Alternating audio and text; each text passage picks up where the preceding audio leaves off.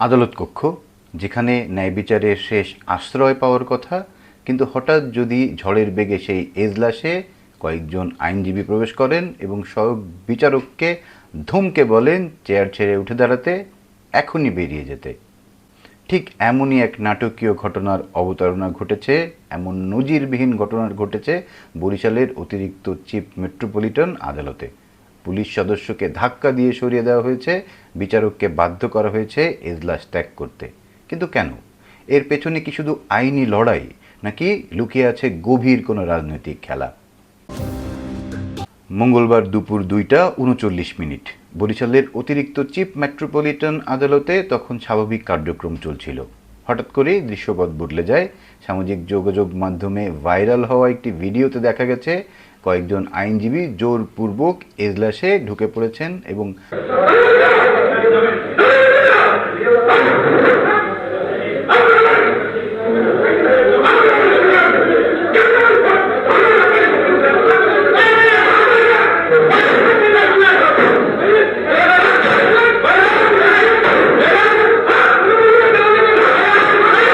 আদালতের যে স্বাভাবিক কার্যক্রম সেটিতে বাধা দিচ্ছেন, আদালতের ছন্দপতন ঘটাচ্ছেন।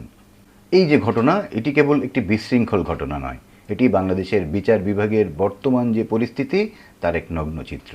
ভিডিওতে দেখা গেছে দায়িত্বরত পুলিশ সদস্য এবং আদালতের কর্মচারীরা এই আইনজীবীদের বাধা দেওয়ার চেষ্টা করলেও ক্ষুব্ধ আইনজীবীদের সাথে বা তাদের তোপের মুখে তারা পেরে ওঠেননি, তারা পিছু হটতে বাধ্য হন। এখন প্রশ্ন হচ্ছে, এই আইনজীবীরা যারা আইন পেশার সাথে নিয়োজিত, তারা কেন এমন মারমুখী হয়ে উঠলেন? ব্যাপারটি পরিষ্কার হয়েছে বরিশাল জেলা ও দায়রা জজ আদালতের পিপি জনাব আবুল কালাম আজাদের বক্তব্যে। এই যে ঘটনা, এটির শেকড় আসলে ঠিক আগের দিনের একটি বিচারিক সিদ্ধান্ত।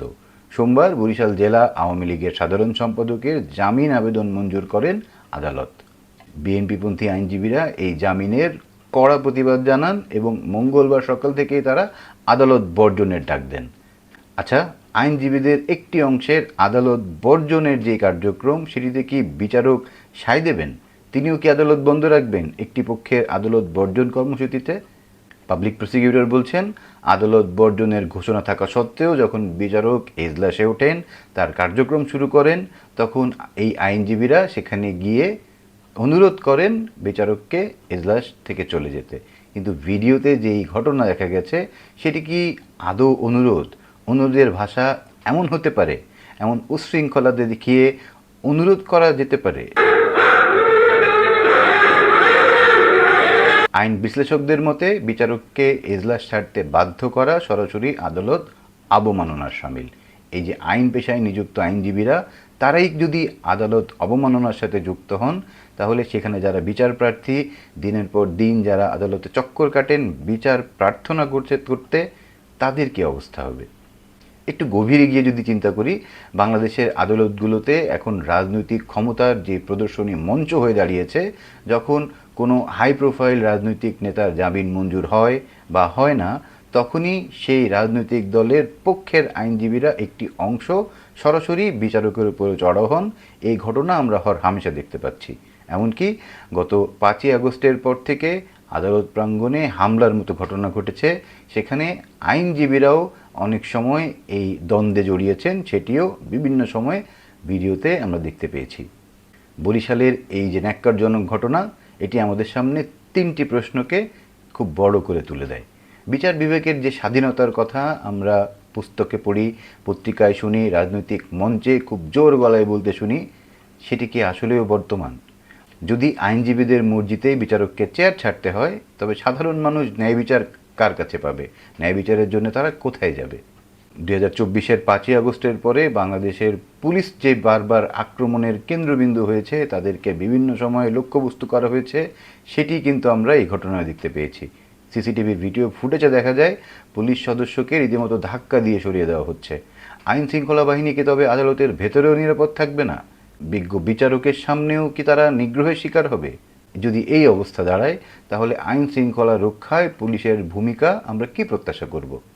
পাবলিক প্রসিকিউটরের বক্তব্য এবং বিএনপি আওয়ামী লীগপন্থী আইনজীবীদের এই যে মুখোমুখি অবস্থান, সেটি প্রমাণ করে বিচারালয় এখন রাজনীতির মাঠের চেয়েও কম গরম নয়।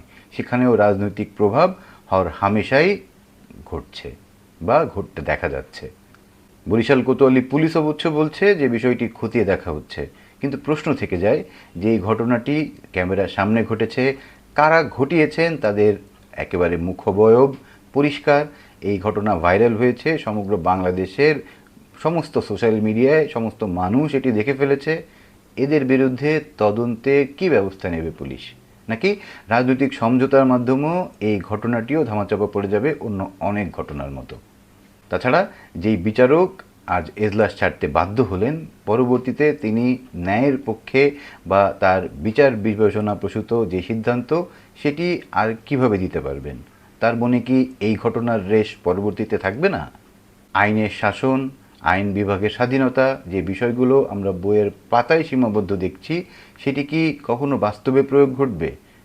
আদালতের এজলাসের মর্যাদা কি ফিরে আসবে আবার? বরিশালের আইনজীবীদের এই যে ঘটনা, এই যে উচ্ছৃঙ্খল আচরণ, এটি কি কোনোভাবে সমর্থনযোগ্য?